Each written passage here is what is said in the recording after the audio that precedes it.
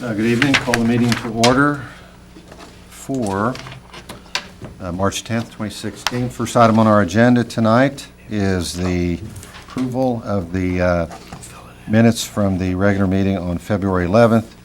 Any of the commissioners have any questions or objections? If not, we'll go ahead and consider those passed as written. Moving on to item number 3 is the partnering award for 41st Street between KDOT and KCA partnering on this award together. And so I believe we are going to recognize Mr. Alan Moore and Mr. Kevin Zimmer. Welcome. Thank you. Good evening, gentlemen. I think John was gracious enough to forward me a little memo as to what the KCA Partnering Award is and why we were awarded it, but I'd like to expand on that just a little bit, if I could just take a few moments. I'm pleased to have Kevin Zimmer here with KDOT. We petitioned or were asked to submit the 41st Street project to KCA for consideration for the 3rd District Partnering Award that KCA annually gives.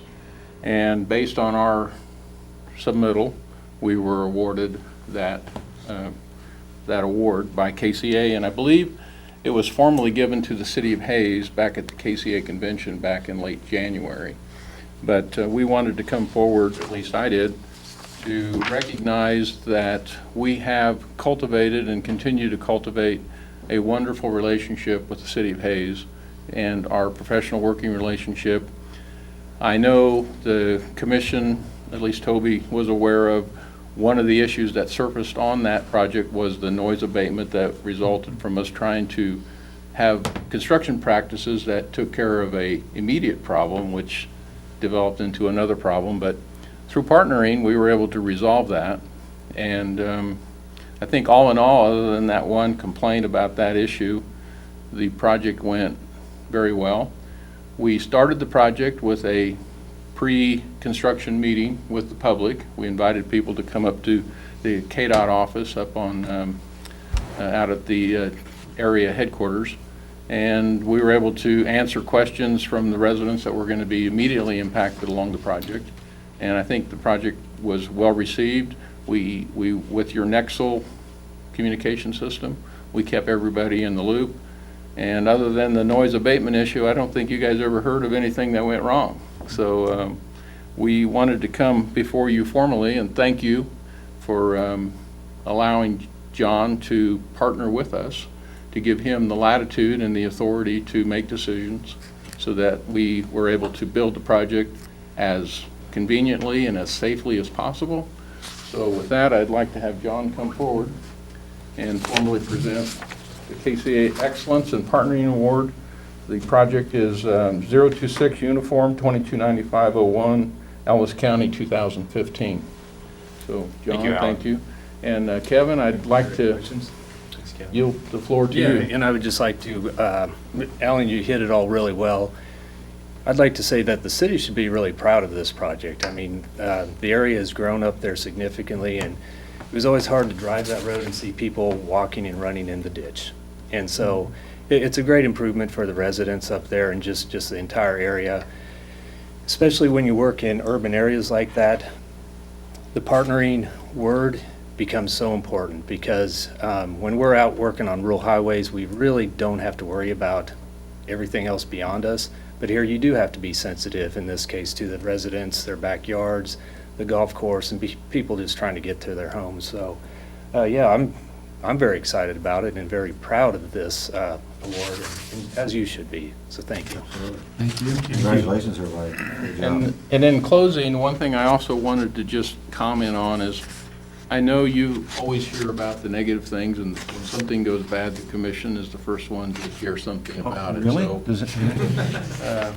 we wanted to focus on, you know, the positive things that happen in the community, because Absolutely. we're all guilty of dwelling on the negative, and sometimes we become complacent about excellence, and the award is Excellence in Partnering, so we just wanted to come forward and thank you for the opportunity to work in the City of Hayes and look forward to more projects in the future. You know, Alan, I will say I have many friends live along that road right there, and many of them said how all three of you guys were just very easy to work with. They were always informed, so I appreciate everybody. You know, it actually did make our job a lot easier, and we appreciate that. So, Well, thank you. Thank you. Thanks very much. Thank you. Moving on to item number 4. Chair recognizes Mr. Kim Rupp for the financial statement of the month of January. Thank you. Last one of our catch-up here, given a few missed meetings, but this report is the financial summaries of the revenue and expenditure activities, City of Hayes, month ended January 31, 2016. You will notice a few new funds beginning with 2016. The water and sewer funds are now officially split and have their own set of revenue and expenditures. Also, the water conservation budget now has items from the previous non-operating budget that pertain to water sales tax. All these changes were long overdue and give us a much better picture of those proprietary funds. This explanation is a very broad level, so if anyone has any questions about the numerous changes to the financials, please don't hesitate to contact City Finance staff. Revenues in January totaled $6,012,106, an increase of $260,326 compared to this period last year. Some areas of increase over January of 2015. Having mentioned all of the above, nothing is without growing pains. You may have noticed that the water conservation revenue did not reflect the correct amount for the water sales tax in the amount of $239,887. In January, it was posted in the water fund as in the past, but will be adjusted for January and corrected for February. Transient guest tax for the CVB was up $7,641 as compared to last year. Stormwater and solid waste revenues both look to be double that of a year ago. However, in an effort to make this posting more efficient, an automatic journal entry is now being made beginning with the January billing. This was an upgrade to Munis that we discovered in our accounting software. There will no longer be a 1-month lag in this revenue posting, and this first month is a reflection of that. Bickle-Schmidt Sports Complex miscellaneous revenue was up $16,000 as compared to January 15 due to the timing of receipt of an annual pledge. Some areas of revenue decrease. Airport Improvement Fund federal grants revenue was off $143,000. However, this is simply due to the timing of FAA grants funds. This line will vary widely throughout the years as it is passed through for all of the airport project funding from FAA. Golf course revenue fell $4,700. If you recall, last year memberships took an early jump on the year. They will begin coming in much quicker over the next few weeks as the weather warms. And one last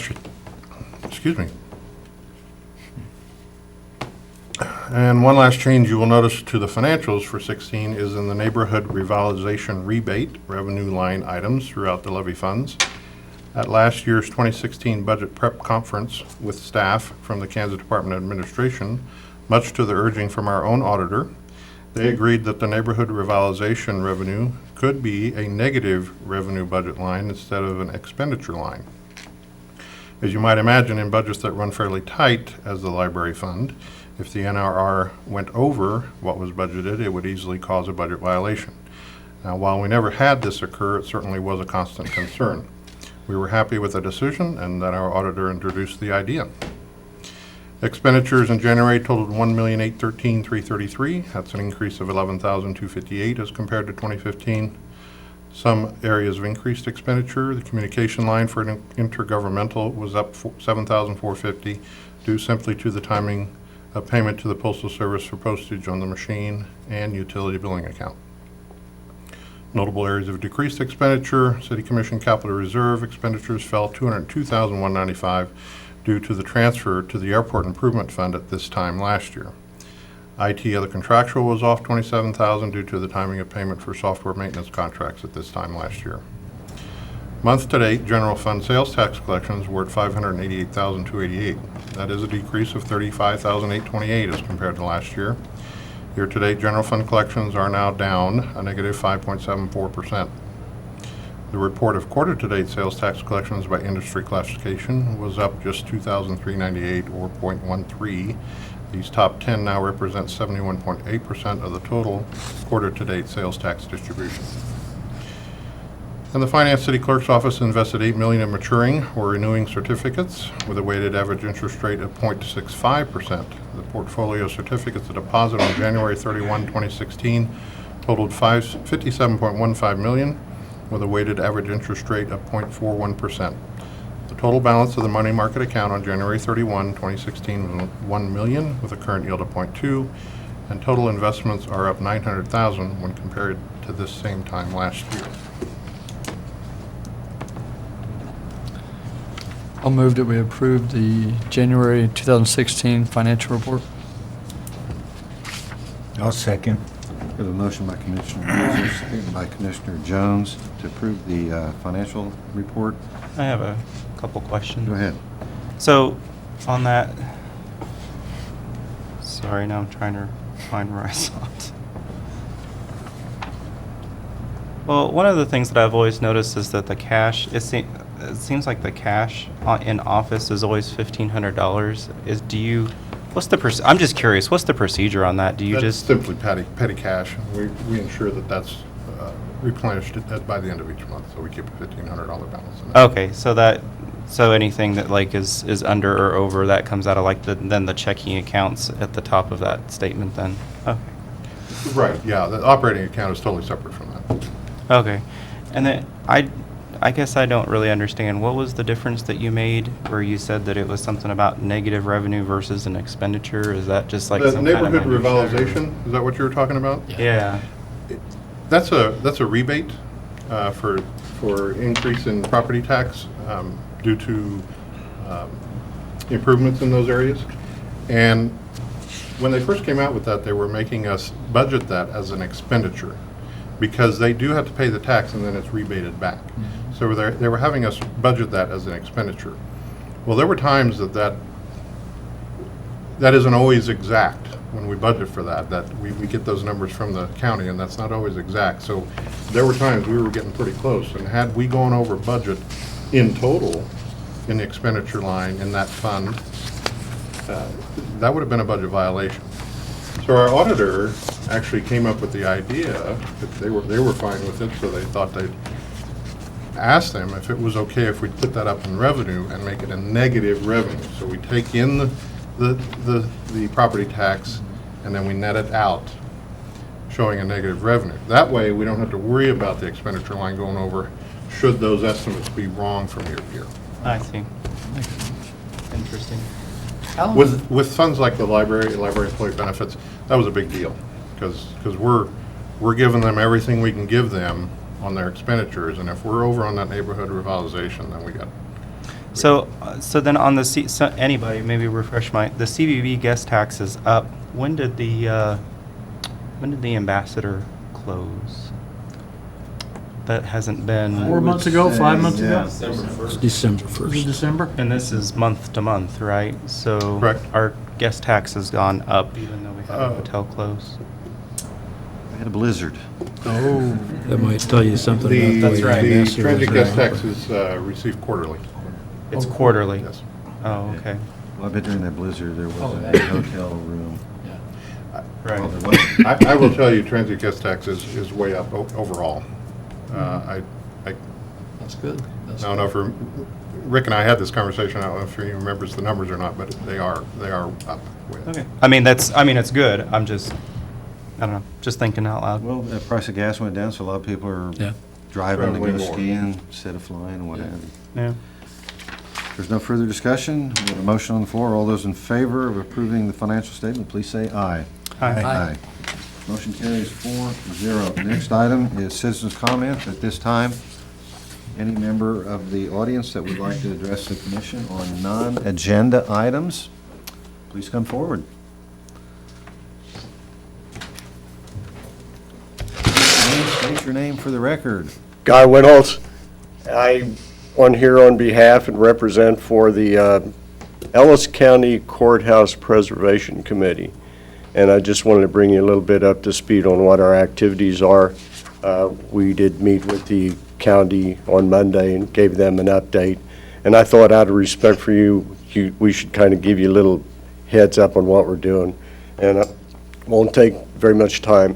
except that next year, we're going to celebrate our 75th anniversary of the courthouse, a WPA project built in 1942. And by so many laborers here, we were in 2 world wars, and we had a Depression era going on, yet they still managed to put this structure up, and we're so proud of it. But it also has come into some disrepair over the course of time. Sean was at the open house that they had Saturday, and the magnificent job they did on the inside of that. We want to make sure that we preserve the exterior, bring it up to speed, and as some people say, a little facelift. But in so doing, we'd like to show our gratitude for what you're doing as a committee.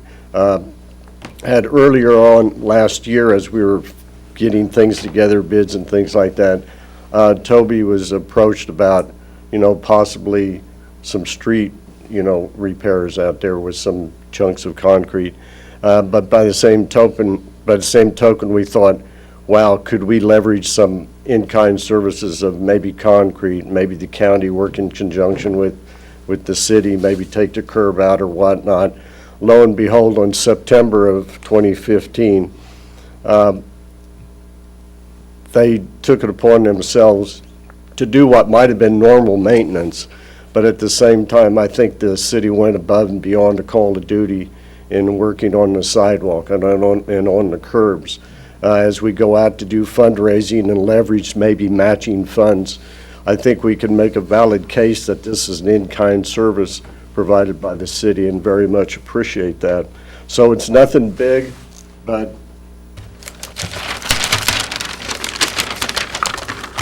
hastily wrapped with Christmas paper, which to us was a Christmas present from the city of Hayes, I think. And we'd like to present you with some photos that have been taken during the course of that project, beginning somewhat and somewhat to the end. And we would be proud, ever so proud to, I see Greg here, your staff in the Public Works Department, as I said, went above and beyond the call of duty on that. Get my stuff together here. A couple of little side pictures for your reference, but just tickled pink. It was like a shot of adrenaline to have the city come forward and do this for us. And we just want to show our gratitude for that. We hope that your staff, the guys that are in these pictures, will be, this will hang maybe proudly down there so that those guys can recognize what the positive things, as Alan mentions, the positive things in our community that happen when people work together. Alan. And we appreciate that. And I'll leave this for y'all. And Kim? thank you so much. Well, the interesting thing is that during the business hours, cars were always parked in there, so you didn't really see how bad it was unless you drove by there after hours, and that did get into disrepair along there. And so I If I remember add when one this. more thing in conclusion, many people of honor have graced that courthouse and have served the community in those days from 1942 on. In this room, our mayor's father, Edward Phelps, was the sheriff in 1950. So we thank him for his service for the county. Don't be walking away. For the newer commissioners here, Guy Winholz is a former county commissioner. Oh. And probably in what, 89 to 96. And then some guy beat me for the state legislature. I wonder who that was. Well, I didn't know it was going to get ugly. But at any rate, getting back to the preservation, I really appreciate you, getting involved in that. Obviously, 75 years, and that way that courthouse has withstood the test of time. And but as we all know, the exterior or the interior has been the focus here. Now, the exterior is going to get a little facelift, as you say, and I'm looking forward to that. Yeah, too. We appreciate that. We hope you hold your calendar open on May 12th. I believe it's a Friday, 2017. We hope to rededicate that and recognize our donors to that particular project. Thank you all kindly. Thank you. Thank you. Appreciate you coming forward with that. We get to see this? Are there any other citizen comments? If not, we'll move on to the consent agenda. On the consent agenda, we have mayoral appointments for approval of appointments that I've made to the Sister Cities Board and also the Care Council. I would move that we approve the consent agenda as presented. I'll second that. I have a motion and a second to approve the consent agenda. All in favor of that motion, say aye. Aye. Aye. Those opposed, nay. Not me. Aye.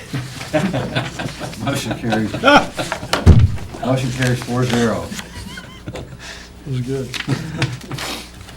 So, move on to unfinished business. We have none, so we'll move on to new business. The I-70 Monument Signs Project. Chair will recognize Mr. Doherty and also Rick. While Rick's getting his stuff ready, I'll point out that you have a handout at your places, and the press has the same handout. Last week at the work session, the commission asked for some different designs on fonts and verbiage. And one of our local graphic artists, Scott Gross, he designed the graphics for like the Bi-K's program and a few other things. He actually took the design, knowing that you guys had asked for some fonts. He took the design, came up with some fonts in addition, and emailed them to Commissioner Swaller, who sent them to me this afternoon. So we printed them off. I thought they were very good. So we printed them off, have them for your, like you needed more choices. We thought we would throw them out for your consideration.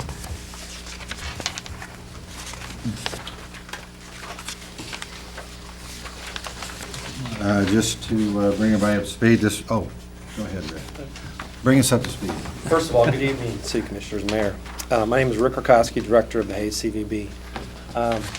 And you do have those options in front of you, and I will go through those here a little bit. Sorry to give you 10 more options, but hey, this is, you guys wanted this, right? So. Click at the very top of the slide. Take the mouse and click at the very top of the slide. Let's see. I'm trying. It's all Kim. You have the Touch. touch. Meeting, Kim didn't have to get up. That's and right. fix the computer. He likes being on TV. Funny, we just had a discussion about this at staff meeting today. I was just up here and it worked. I move that we have somebody else in charge there besides Kim. It doesn't like me. I'm actually not in charge. Doesn't like anybody. George. There you go. I said So see if that'll work out. Sit. All Apple. Thank you, Kim. Thank you, Kim. Give you guys a little background information. The 2007 Wayfinding Master Plan was the basis for the signs being installed in phases throughout the city. One part of that master plan that is yet to be completed is the monument signs along I-70. Financing for this project is to come out of the CVB budget. $45,000 was for 2014, another $45,000 for 2015. In November 2015, the city issued requests for proposals with a budgetary figure of $90,000. The city indicated that any design must be properly sized and placed to stand out and be highly visible to motorists traveling along highway speeds along I-70. Following the submission for another RFP design build, the city received 7 proposals but only received 2 completely responsive proposals. As you can see, this is the bids tabulation that shows the 2 top staff recommended proposals and the costs associated with each firm. The low bid for Tobin and Roop Stoneworks at $48,300 is at the top here, and right below is Commercial Signs at $69,000. The differences between the two would be Commercial Signs includes a sign that's constructed of welded steel fabrication and covered by heavy sheet aluminum with vinyl graphics with an approximate size of 20 by 7. Whereas Tobin Roop Stoneworks would be constructed of 3 natural Flint Hills limestone stones per location, sealed together to be one large 18 by 10 foot sign. This kind of gives you an indication of the east location traveling westbound, just east of the Commerce Parkway on the north side of the street here. It's right there.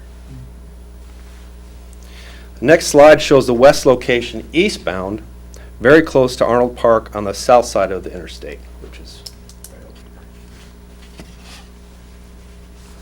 This is a street shot view of the east location traveling west, located just east of the Commerce Parkway. Kind of gives you an idea of what it would look like right there. Here's another street shot coming from the opposite direction. This actual sign would sit a little bit further off in the distance, somewhere around there. There's a fence line over there, and it'd be a little bit off to the right, but we wanted to have it a little bit closer to the highway so you guys have an idea of what it looked like.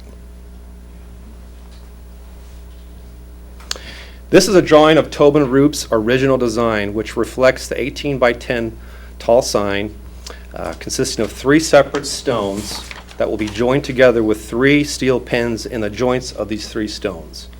Each stone's going to measure 6 by 10. The actual size of the stone is going to be a little bit taller because of this base right here. So it'll push it up about 12 feet, total of 12 feet. Here are a couple examples of Tobin Roop's monument signs. The one on the left is a sign that he completed for the Great Plains Nature Center at a size of approximately 20 by 7. And the one on the right is a stone that he put together for Bel Air with an approximate sign of 11 by 8. Next is Commercial Sign's rendition of the design with an approximate size sign of 20 by 7, resembling our wayfinding signage around town. The base would also be close to 2 feet tall, like Tobin Roop's design as well. So you have a little bit extra right there, push it up a little bit higher. Next, I put together a slide that basically has the pros and the cons of each Tobin Roop Stoneworks and Commercial Signs proposal. As you can see, some of the most obvious pros for Stoneworks is the low bid. They came below budget, way below budget. The limestone also fits in the geology of the region, and the maintenance is much lower. And one of the cons might be considered is that it's not consistent with the wayfinding signage around Hayes. A pro for the commercial side is that it is consistent with the wayfinding signs around Hayes. And a con would be that it's the high bid, it's $20,700 above Tobin Roop Stoneworks, and the maintenance is much higher. City Commission has the following options: accept the low bid from Tobin Roop Stoneworks in the amount of $48,300, or you can award the bid to the other vendor. You can also reject all the bids, or provide further guidance to city staff. Staff recommends accepting the low bid of $48,300 from Tobin Roop Stoneworks. Before I get to the recommended motion, I did want to mention last week at the work session, the governing body did indicate that they would like to have different variations from Tobin. One that would include Welcome to Hayes America and Welcome to Hayes America. So we put all those options together, and just most recently, one of the commissioners got a hold of us and told us that Scott Gross, who did a lot of our work, as Toby mentioned, on the bike Hayes materials, he's going to be included in this as well, and it's in front of you guys. So I'll go through all that as we go through this. Number one, we'll do this by numbers here. This is the original design that I presented to you guys last week, and this has the Hayes with the Kansas, the established date 1867. So just want to give you that refresher. That was last week. The next several signs, you're going to notice these are all done by Tobin Roop Stoneworks. This is a revised sign with a welcome to added to the monument. The size of the monument sign will be about the same size, and the wheat can be included if you choose to. These are all going to kind of mix together, so you're going to have to pay real close attention. Here's the design without the wheat and the same font and size, so no wheat. This is another design, Welcome to Hayes, with a bolder, more plain look. If you can tell the difference on this one and the other one, you're pretty good. This one is less bold than the last one, so it's a little bit less bold than the last previous one. This option, obviously it's italicized, and that is the only difference from the other ones right now. Now we have Hayes America, and this is the only option that they actually provided, but we can do other variations. Just in case you were wondering, the Hayes, that on the H would be approximately 4 foot by 5 inches tall. The Welcome To on the other ones would be 13 inches, and America would be about 15 inches tall, just in case you're wondering. But this is Hayes America. This option starts to add in the Welcome To, so now you got the Welcome To Hayes America. And this one is in cursive. The next one, it's very similar to this one. It does add in the wheat on the bottom here, as you can see, right here and right here. Previous slide did not have the wheat, but he did add it in this option. This slide, again, is very similar to the previous slides, but it's not written in cursive. It's more plain, like a bolded look. Okay, now we're getting into a different design. This is Scott Gross's font designs. These were sent over to us recently, and slides 11 through 16 have been designed by him, and we'd like you to consider these options as well. This first option has Welcome to Hayes with an established date down below, and actually fits pretty good. Number 12, the next option includes Hayes in all caps. Another option, this one has Kansas that was added to the bottom. And if I'm going too fast, let me know. We can go back. Okay. In this option, you'll notice the H is capitalized only in Hayes. It kind of sticks out a little bit. And you got number 16. This last option by Scott includes the established date, 1867, with, I think it's some wheat on the side there. But pretty neat option as well. Okay. I do want to go back. I'm going to go back to a slide. Okay. Go back to number 1, because we probably want to scroll through. Okay.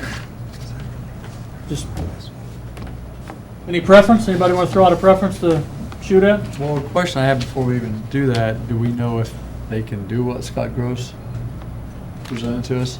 Yeah, is Tobin Roop gonna, They told me they can do almost 3,000 different variations of fonts. Yeah, it'll be just a matter of they do it all by computer anyway. They load it by computer and it draws it out.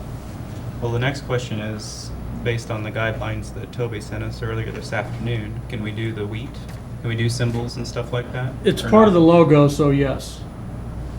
You could. I mean, the wheat's part of our wayfinding theme logo, so yes, you could do that. And what you told us this afternoon is we cannot have Hayes America because of KDOT. KDOT has a policy for city-owned signs in their right-of-way, like this would be, and it says, welcome to the city, or the city of blank welcomes you, with all or a portion of the logo involved in it. So yes, we think Hayes America would be out. Well, I like the latest designs that were proposed to us, and I think to get things started here, I'm going to move that we accept the design number 15. I think last week, or last meeting, I mentioned that I like the more tidy, more is less type thing. And I like the fact that you got the other, you got a capital H, and then you have the welcome to. So that's my preference. I like number 2, which is the same Hayes We're not in font. discussion. We'll get there if there's a second. If there's not a second, do I hear a second? I'll second. We have a motion, and I will entertain discussion. Chair recognizes Commissioner Jones. Sorry about that, Mayor. I like number 2, with the same font as 15 with Hayes, but it has welcome to above it instead of, I think it kind of gets drowned out in number 15. You know, Go back to 2. I'll put in my 2 cents. I actually like the last one. Okay. 16. 16.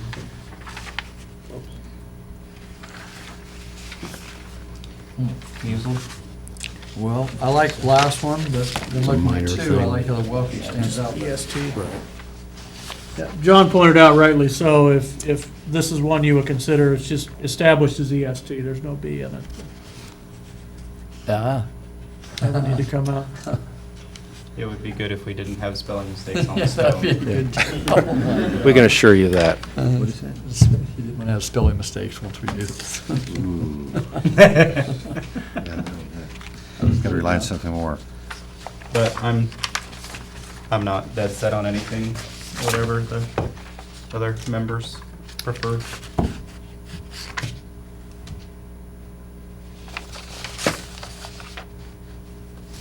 Unless it's Sean, and then I'm dead set against it. Thanks. You know, I just like how the welcome stands out more too.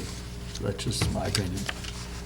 I like the wheat because it's closer to our wayfind. I think 15 and 16 have an unfair advantage because they're in color. They do look better. They do look better. 2 will also be in color when it's finished. That's true. That's a good point. Oh, my. White Can on we- white. I would like to say that I like the commercial sign, and I like the local aspect of that. I just think for the additional almost $30,000, it's not worth it. No. But if it was close in price, I would go with the local company over somebody not local, but I tried that card, it doesn't work. But I agree with you. All right, I'll call for the vote Mayor. on, Go ahead. I was going to ask you to read the motion again. We didn't get where it's coming from, the amount and where it's coming from in the motion, so.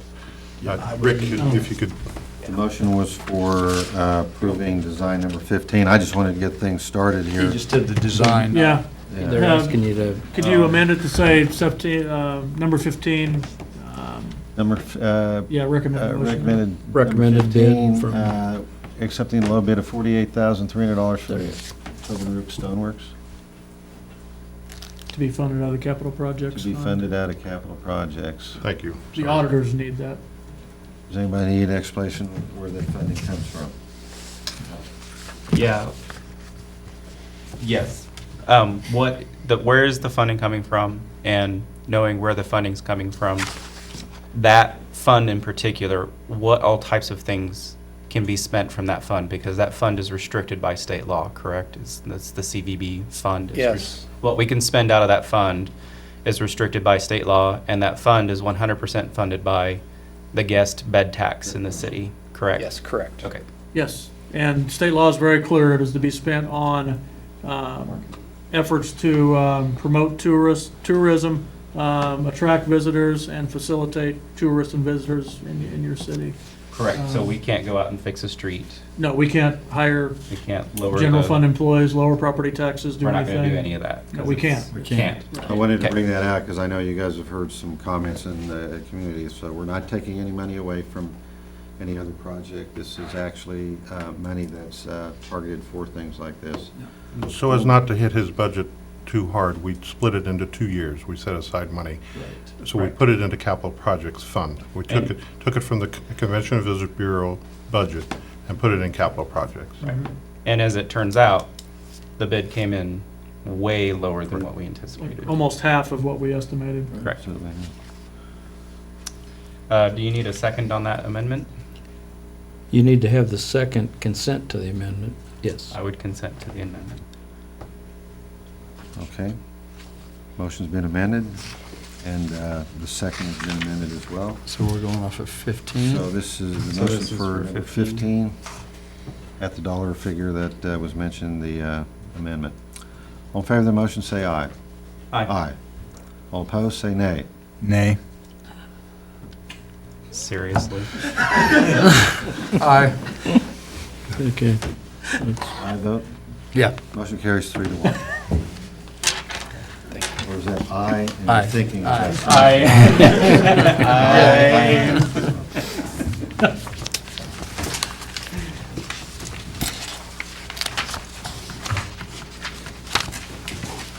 Moving on to item number 8, 2016 Street Maintenance Program Award of Bid. Chair recognizes Mr. Brown.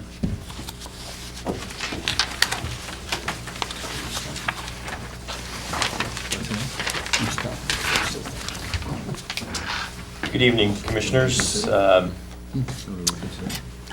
am John Brown, the Assistant Director of Public Works. Bids have been received for the 2016 street maintenance projects. In 2016, there was over $2.5 million budgeted for street maintenance. At the November 5th, 2015 City Commission work session, staff presented a street maintenance plan for 2016. The plan presented to the City Commission at that time called for over $2.4 million of contracted work, combined with $50,000 for a new pavement condition assessment, $40,000 for a sidewalk program, and more than $40,000 of in-house work, which totaled over $2.5 million, which is the amount budgeted in 2016. Bids from 12 different contractors were received on February 2nd, 2016. This slide shows the location of streets bid out for the maintenance in 2016. While chip seal has been the primary asphalt pavement treatment for the last several years, seal coat was bid as an option this year. Staff is recommending using seal coat because seal coat provides a visible black surface without the loose rock and other drawbacks of chip seal.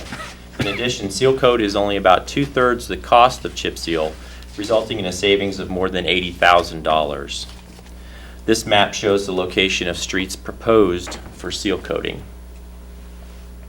The low bid for seal coat came from Circle C Paving of Goddard, Kansas, at a unit price of $1.19 per square yard, resulting in a total cost of $180,251. Preservative seal is used on newer asphalt streets that do not yet warrant a more advanced treatment. It helps a new street to stay in good shape for a longer period of time, delaying more costly maintenance treatments. Pavement markings are preserved and do not need to be reapplied. The cost per square yard applied is less than that of seal coat.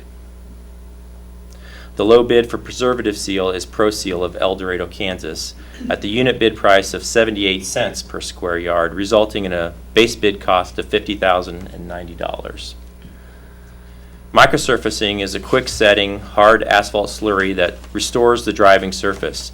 The base bid for microsurfacing includes 6th Street and 7th Street from Riley to Vine, and many sections of concrete streets that have a solid base but have surface spalls and pitting. This would be coordinated with the concrete patch, which I'll explain later. There was also an alternate for microsurfacing Haney from 13th Street to 22nd Street, since it has dips and ruts, and microsurfacing would fill those, reestablishing the profile of the road section. The low bid for microsurfacing came from Intermountain Slurry Seal of Lewisville, Texas.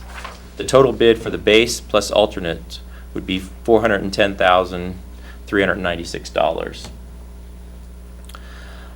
This polypatch project called for 3,000 gallons of polypatch to be used on various streets throughout the city to fill large cracks and depressions.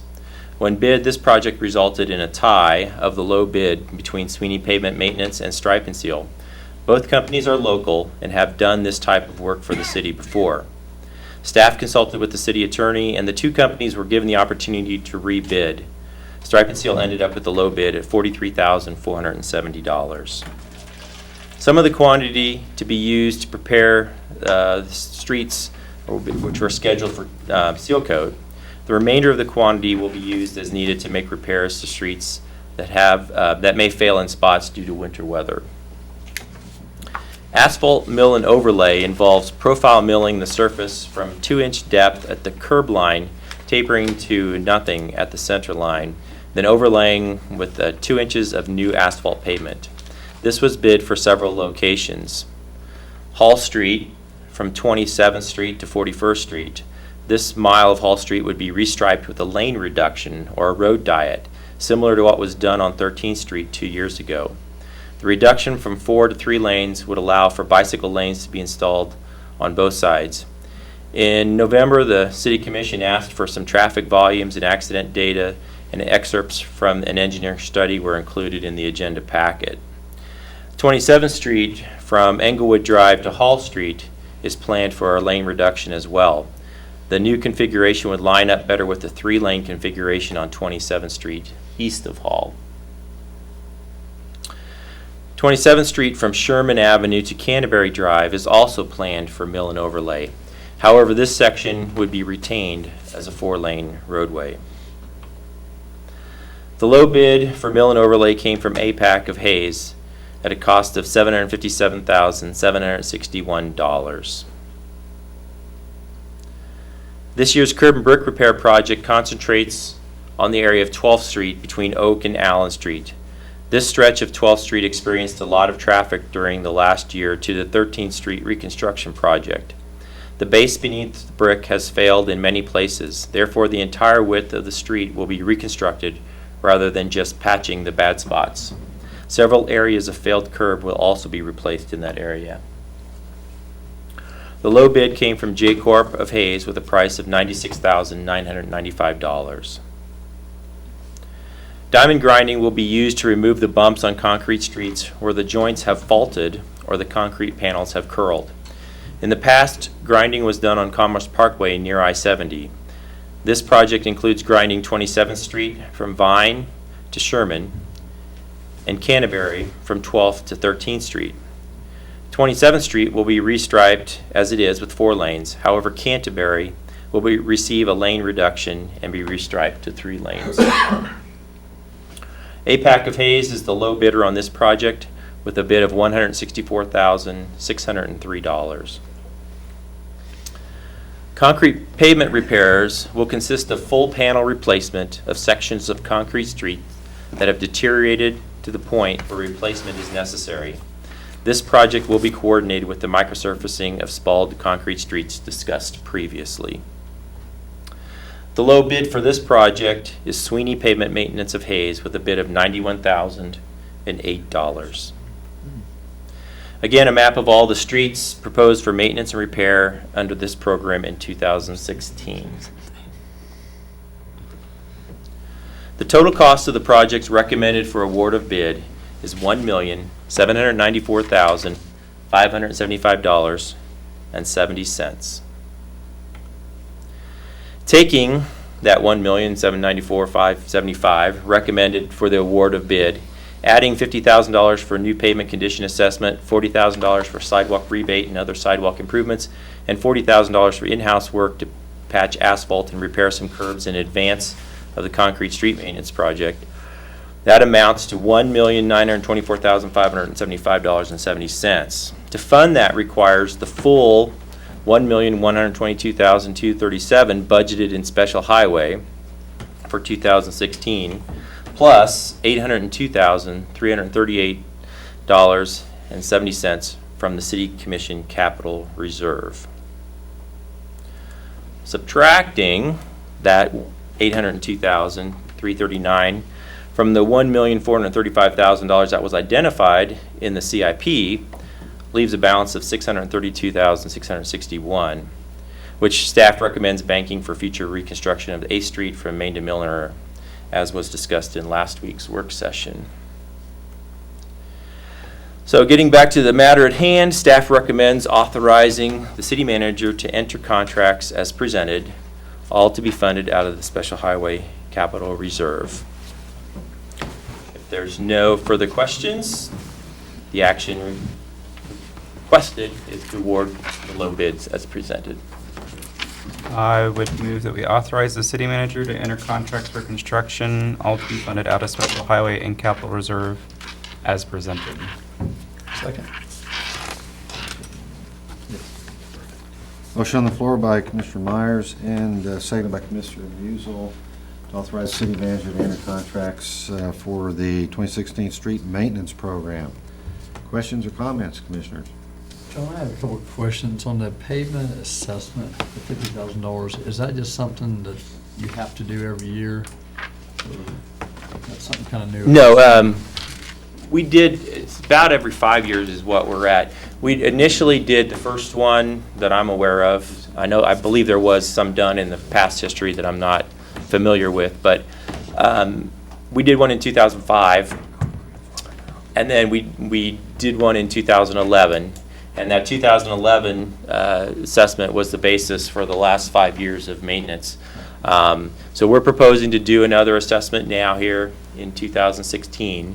Once we've completed the street maintenance that's proposed here, we'll bring them in the fall and do a pavement condition assessment, and then that would be the basis for the next 5-year program. It'll give us a pretty good idea, now this being the third one we've had, whether the amount of money we're spending is actually making an improvement, whether we're slowly degrading or whether we're slowly improving. Hopefully we're slowly improving, and that'll help to establish budget amounts for future maintenance and establish priorities for future projects. On Hall Street, I know I asked you this last night, this is more for people at home. The reason we're doing the reduction in the lanes, that's for safety and efficiency, correct? Yes, the 3-lane road configuration with the 2-way left turn center lane is a much safer configuration than 4 lanes. And I think a general poll of citizenry would reveal that on 13th Street when we road dieted, lane reduced that 2 years ago. The driving experience has improved because you're not having people passing you on the right, passing you on the left. You're not having to stop in a driving lane to make a left turn or something like that. So provides that safe center turn lane for people to use to make left turns. And in fact, I have to guess that Hall Street probably has more left turn accesses than 13th Street did. So that is the basis for doing that. As far as traffic volumes, the configuration at the intersection is not going to change really, because you still have a left turn in a through lane, and that's where congestion typically occurs anyway. So there's very little risk of increasing the congestion on Hall Street by doing this, but it should make the traffic much safer and less stressful driving. That's the most important part. Well, I would say that I was a naysayer when back when they did the 3-lane configuration on Hall Street, south of 27th there, and on the street all the time. It seems to be working quite well as 13th. So Yeah, I was really critical of when the configuration was changed on 13th, just as somebody who drives it on almost a daily basis, but it's turned out really well. I actually think that I get through quicker than I did before, and I think doing it to Hall is a good idea. further comments?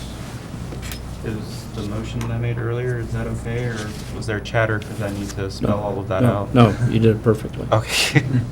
Thank you for not making me spell all that out. I did have a question, John. When you changed the configuration on Canterbury between 12th and 13th back in the fall, you had talked about having a bike walk path to the wreck.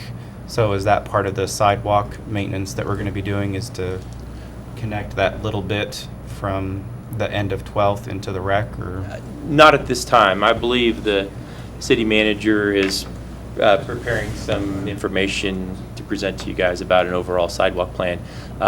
We also talked at that time back in November about doing some sidewalk along Vine Street in the 2300 block, and we're planning on doing that. But at this particular time, we have no plans of immediately doing anything on 13th Street or Canterbury south of 13th. Okay. All in favor of the motion to approve the 2016 street maintenance program and the award of the bids, please say aye. Aye. Those opposed say nay. Motion carries 4-0. Thank you very much, John. Appreciate it. Thank you. Report by the city manager. I have nothing to report. Commissioners, I'm going to jump ahead here because we do have somebody here in the audience. I want to,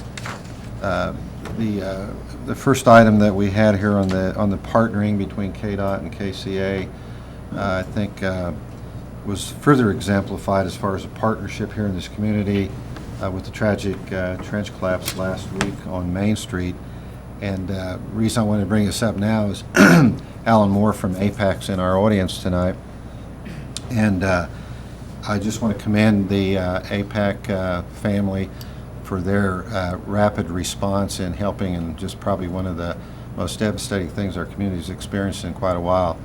And I've heard nothing but positive comments. And of course, being at the site when that all happened, I saw your crew mobilized in really quick order. And so, on behalf of the Fonestville and Jacob's family, really wanted to extend a heartfelt thank you to your organization, and also on behalf of my commissioners, if you'll allow me to do that.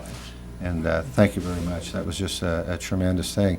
And once again, we talk about partnering. I mean, we had fire departments from surrounding communities help with that effort, Highway Patrol, Sheriff's Department, Emergency Management, Hayes PD. It was just a whole host, and obviously APAC was involved right in the middle of that, so thank you. Thank you. Commissioner Jones? Well, thank you. Excuse me, I don't have Alan, did you anything. want to make any comments? Okay, thank you. Go ahead. I would just like to add my thank you to that too, and the partnerships all the way around. And that tragic event was just outstanding, the way people reacted to it. And it's been a difficult couple weeks or week and a half since that's happened, but it is nice to see the community come together. And that's all I have. Thank you.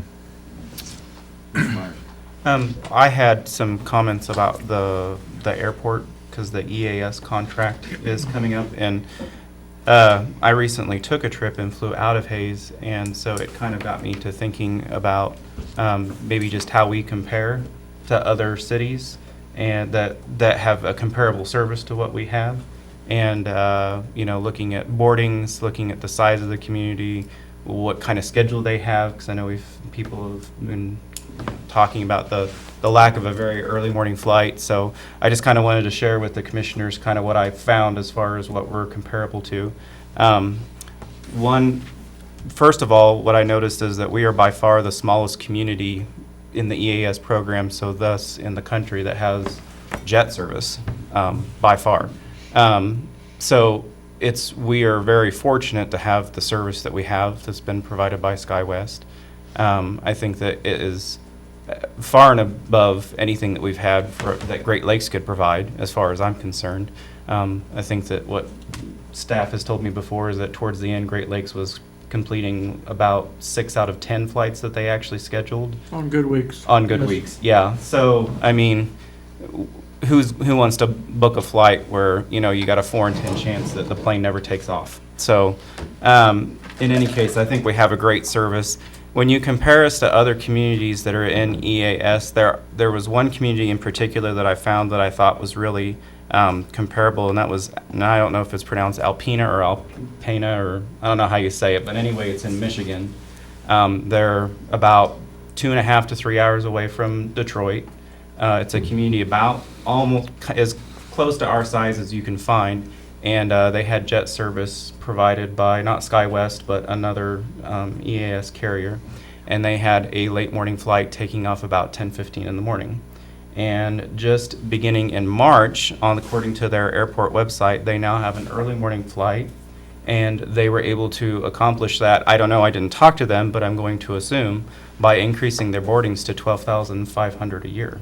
That was the boardings that was reported in 2014, which is the latest boardings that you can get off the DOT website. So I say all of that because I don't think that, there's going to be bidders coming just besides SkyWest. I think it's clear that we need to stay with SkyWest, and I know there's been a lot of grumbling about not having the early morning flight, but clearly there's cities out there who have made that work. Clearly there's cities out there who have not only made it work, but then used it to their advantage to convince their carrier that they can have those boardings to get that early morning flight back. So I think it's an asset to our community, and I think that rather than looking at the negatives, we need to look at the positives, as has been pointed out throughout the meeting today, about the positives that we have in our community. And I think the airport's one of the positives, and I think the service that we have is definitely a positive. I had an interesting conversation on my flight back into Hayes from the guy sitting in front of me. It actually turns out that I work with his sister. So we started talking out about that. But, it was him and his wife and 3 kids, and they were coming back from vacation. And I just asked him, why are you, you got 5 tickets here. Why are you not flying someplace else? And he just said it's just not worth the hassle. He said the service is so reliable and it's easy in and out. They were from Plainville. Says it's such an easy drive home. So I know that we've kind of, billed the airport as a business model, but there's a prime example of somebody who's going on a family vacation, and they chose to fly Hayes because it was, he said, trying to get 3 kids wrangled around in a big airport like Denver, you just don't want to mess with it. He says, well, you can get off one flight and get onto the other. You don't even have to go through security in Denver. And he says, yeah, it's a little bit more, but it was a great service to them. So, I just want to encourage everybody. I realize, and when I went home, I looked at the schedules too, and can you get everywhere on the East Coast? No. If you're trying to go to Roanoke, Virginia, you're probably not going to be able to get there. I understand that, but you can go to the Denver International Airport site and see the times that their flights are taking off after the time that the flight from Hayes arrives. And you can get to Washington, New York, Boston, Miami. The major ports, St. Louis, Chicago, you can get to the major cities on the East Coast. It is possible. So, I say all of that just because it was a great experience for me to fly out of Hayes, the times that I've done it. And I think it's a great service that we have. And I think that ultimately the message that I want to get out is that we're not going to get that early morning flight back unless we earn it. Because that's what you see in the numbers from the other communities that have jet service. And we need to keep in mind that we are a very small community. We are a very small fish in the big pond of airlines. And we're very fortunate to have SkyWest if you look at the other communities that are serviced by SkyWest. So we need to all keep that in mind. And can you use it every time? No, it's not what I'm saying, but let's try and use it. If you can use it, try and use it. And even if it costs a little bit more, as a community, let's try and do what we can to get the boardings up so that we can make that case to SkyWest then later down the road that maybe we can get that early morning flight back. Because I think the only way we're going to get it is if we earn it through boardings. So I know that's long and hot-winded, but it's just Good stuff. it was interesting to me to look at other communities and see where we rank in that, and it became very clear to me that I always knew we were a small fish, but we're an even smaller fish than I thought we were. So, Well, you can look around the United States at communities our size, and I know there's a lot of them who give anything to even consider having any kind of air service, much less a jet service. And I think anybody that flies west or east, but flies out of here, when they come home, that 40-minute, give or take, flight from Denver is a lot better than that 5-hour drive at 10 o'clock at night or whatever the case may be. Commissioner Musil. I just wanted to bring up something. The last couple of weeks, I've attended a few events, and I randomly been cornered by people saying that the commission doesn't want to get behind the hotel project downtown. And I was kind of getting a little frustrated, and they were saying, staff doesn't want to work with them. And, when I first got on commission, I think we were presented with a plan. It was more of an idea, it was a concept. But we never got a formal presentation, correct? Formal proposal, right. And, I've told many people, I absolutely think it'd be a great idea if you can make it work for a hotel downtown. And I was really confused how many people came up to me, and I'm assuming there are people that are investing in the hotel, just saying why the commission was against it and we wouldn't work with them. And then, Kim, you attended a ribbon cutting for a new business downtown, and they used some of the neighborhood revitalization. I don't think it was neighborhood revitalization, but it was a historic building. Right. So they had quite a bit of red tape to cut through. Right. And my comments were that they were very happy with how the city helped them get through all of that. They knew what they needed to do and helped guide them to get through. Right, and that's, through all coming off your comments, when I heard that, I was just shocking, because, I've never heard, Toby say to us, oh, this is a terrible idea. You just give us ideas, and, I would love to see it happen if we could make it work. But I don't think I've ever heard anybody here say we're against it, so, I don't know, just, it was kind of frustrating when I got cornered at a couple of basketball games, people saying that, and I think it'd be a great addition to downtown if it could happen, but, we have it laid out with the Aaron, the right steps, and I kind of hope they go through that, and maybe we can make it happen. I don't have the count, but I know in the last year, there's been a number of businesses open up in the downtown area, so all of those, relied, I think, a lot on our chamber and our economic development people, as well as city staff and so forth, so things are happening down there, but you're right on the hotel thing. I've seen kind of a brief artist rendition, I guess you could say, or architect's Looks rendition. great. That's the last I heard anything about it. Anything else? Oh, yeah. I just want to remind the commissioners that next Thursday is the opening ceremonies of the Special Olympics, 7:30, and hopefully we can get through our agenda. That's why I'm glad you made your remarks tonight about the airport. But really a great event, something that our community has hosted for many years, so next week I hope to go down there after the meeting. So if there's no further business coming before the commission, this meeting is adjourned.